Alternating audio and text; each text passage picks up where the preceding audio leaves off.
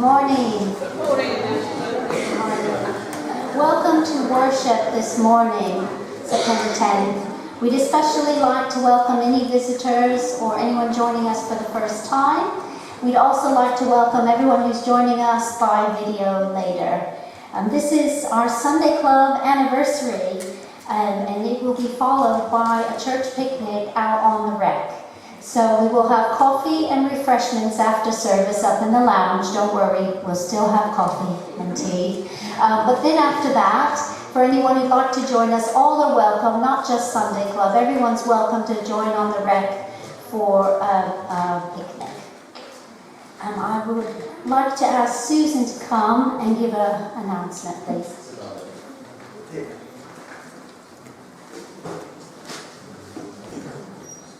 Good morning, everyone. I'm here to talk about my favourite subject, food. Our harvest service this year will be held on Sunday the 1st of October, and then we're going to have our harvest lunch that day. The usual setup, there's a sign-up sheet in the back and the foyer at the front there, that if you could please sign up how many people are coming. We're doing things slightly different this year, because what we're trying to do is reduce our food wastage, because sometimes we do throw away a lot of food. So we're keeping it reasonably simple this year, and it'll be jacket potatoes. There are various fillings, so on the sign-up sheet, if you can tick which filling you would like with your jacket potato, and hopefully that will help us reduce how much food we actually end up throwing out at the end of it. We'll also be looking for volunteers. We'll be setting up on the Saturday afternoon, the day before. We will need help before the service as well, getting it all set up, and help with obviously clearing it all up at the end. Again, on the sheet, there is boxes for you to tick if you can help. The more help we have, the less that some people will have to do. So if you really feel that you're coming along and you can help us, please just tick the box. Okay, thank you. Thank you, Susan. Abby Brinton has an announcement.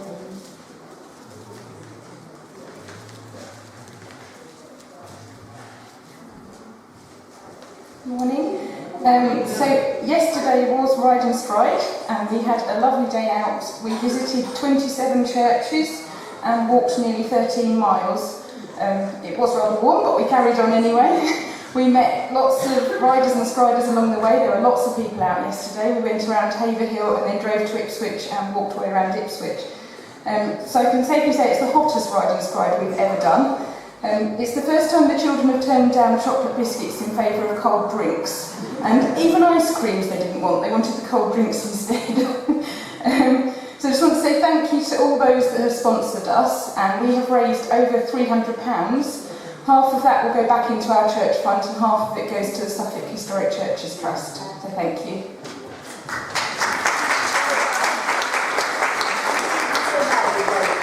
Thank you, Abby. Very well done. I'd like to pass you on now to Claire Evans, our Sunday Club leader, to lead our anniversary service. Thank you. I'm going to echo that welcome, and I've already lost my piece of paper. But I haven't, it's hiding. That's a good start, isn't it? You are so welcome this morning. It is our superhero service, as through the summer we have focused on some heroes of faith, heroes of the Bible, and we will look shortly at the little piece of paper you might have spotted on your seat if you have been trying to crack the clues. We will see how your Marvel knowledge is in a few minutes. Let's just take a moment of peace and stillness from whatever you've come from at home. Some of us came in a bit frantically. Home is busy, and it's just, let's take a moment of giving this service to God. Pray God's peace will be with us this morning. I also want to bring greetings from Jersey. Jacqueline has sent me an email this morning. She has landed in Jersey and she is being collected by Joe to go and visit Peter and Joe at their harvest service at one of Peter's churches, and she sends us all their blessings this morning. I was Googling like superhero jokes and whatever else, and mostly they were just a bit abysmal. You might spot one or two. But one that did stand out about Jesus, it said, Jesus isn't faster than the speed of light. He is the light. And we're here to worship him this morning, and our band and our young people are going to lead us in our first couple of songs, My Lighthouse and Waymaker. Thank you.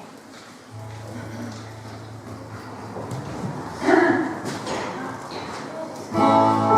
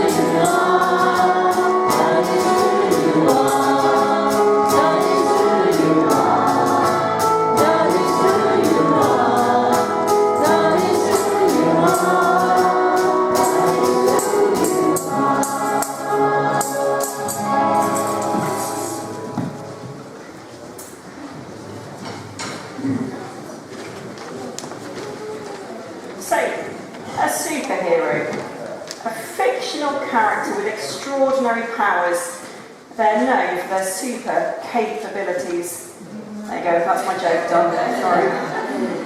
Such as flight, speed, invisibility, shape-shifting. I wonder, does anyone have a favourite superhero? Anyone want to share their favourite superhero? No? Go on. Wonder Woman. Anyone else? I haven't seen anyone dressed up as superheroes this morning, but yeah, there's quite a few. I wonder, I didn't know all the answers to these this emoji quiz, but we'll see if anyone else does. What's number one? Iron Man. Yeah, you can just shout out, say when you're running around. Iron Man is too hot for running around, isn't it? So we've got the chemical symbol for iron. Number two. Black Panther. Black Panther. Well done, you're on form. Tricky one, number three. Oh, we've got some experts. Deadpool. I have no idea who that is, I'll be honest. Number four. Albert, do you know that one? Captain America. Number five. Ant-Man. Six, bit trickier, anybody? Star-Lord, apparently. No idea who Star-Lord is. Seven. Human Torch, whoever that may be. Number eight. Ghost Rider. Number nine.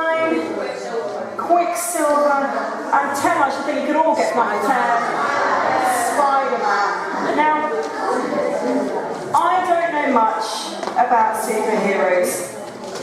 I wonder though, if you had a superpower, you could pick one superpower, what would it be? I'm going to whiz round for this. Anyone got a superpower they would choose to have? Come on, Ivy. Making pandas. Oh, I would have a superpower of making more pandas in the world. Like it. Anyone else want a superpower? Oh, Janet. Oh. Be invisible. Oh. Invisibility. What superpower would you like to have?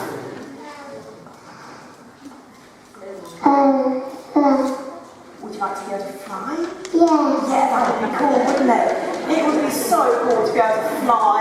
Any more superpowers? Anybody? Oh, go on, Miriam. What would you choose to have? Oh, teleportation. Being able to get somewhere else straight away. Oh, come on then. I'll clear my garden in about 2 minutes. Oh, yeah, I think a lot of us can empathise with that. After holiday, the weeds have sprawled. To be able to get your gardening done in 2 minutes. Oh, one more. Sorry, Cobra, I didn't spot you before.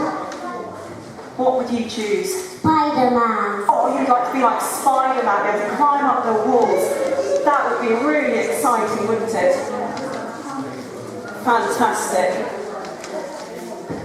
Well, a hero, rather than a superhero, can be a very real, ordinary person. A person may be admired for their courage, outstanding achievements, or noble qualities. They've maybe done something very brave, or achieved something very great.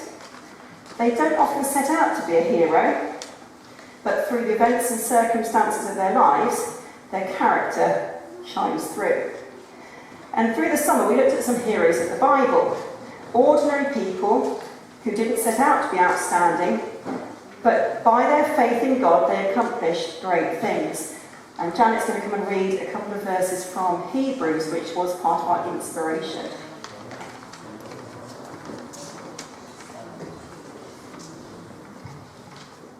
Faith means being sure of the things we hope for.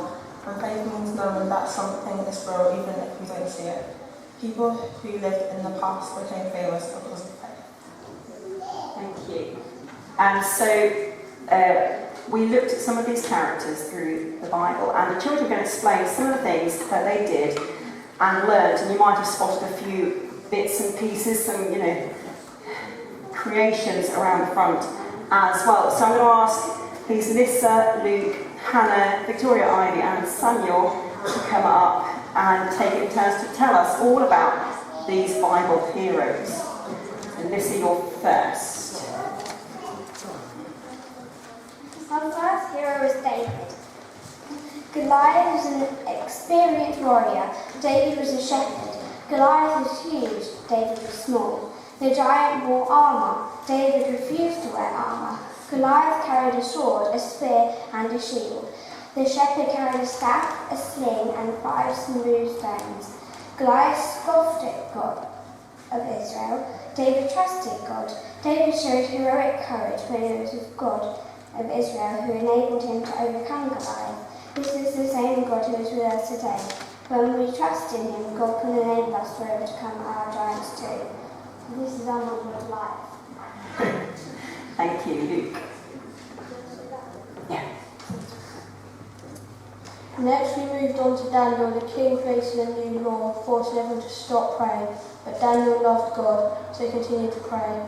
Like he always did, he wanted to obey God's law over man's law. It took great courage and faith in God for Daniel to break the law and to be obedient to God. God was faithful to Daniel and protected him from hungry lions. God is mighty to save us too. We enjoy making lions and marks and models.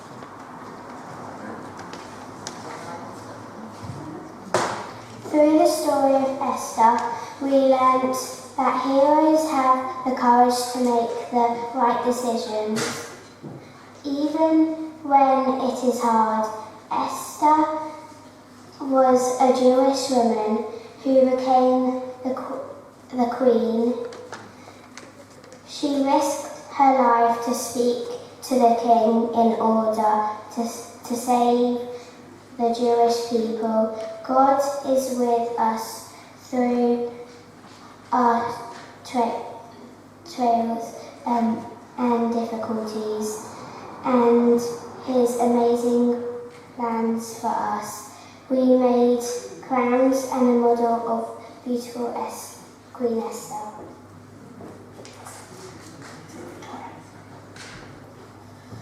We learned about the Bible superhero Ruth. Ruth's story begins with Naomi, a woman of God. There was a famine in Bethlehem, so Naomi, her husband, and their 2 sons moved to Moab. But then Naomi's husband died. Her 2 sons married, and their wives were Orpah and Ruth. But then Naomi's sons also died. Bethlehem was restored, so Naomi decided to return home to God's people. Orpah took Naomi's advice and went back to her family, but Ruth refused to leave her. Faithful Ruth said, "Your God will be my God." So Ruth and Naomi went to live in Bethlehem together. When Ruth and Naomi arrived, it was harvest time. Harvest time, yee-haw.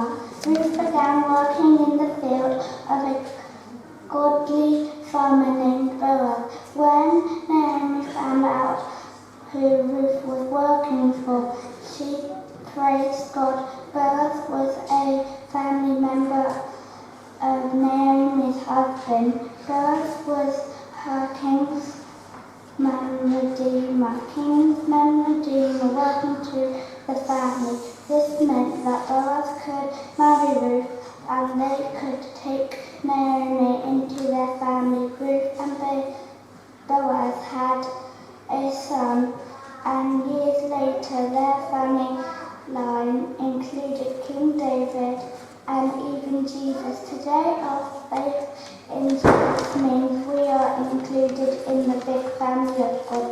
Amen.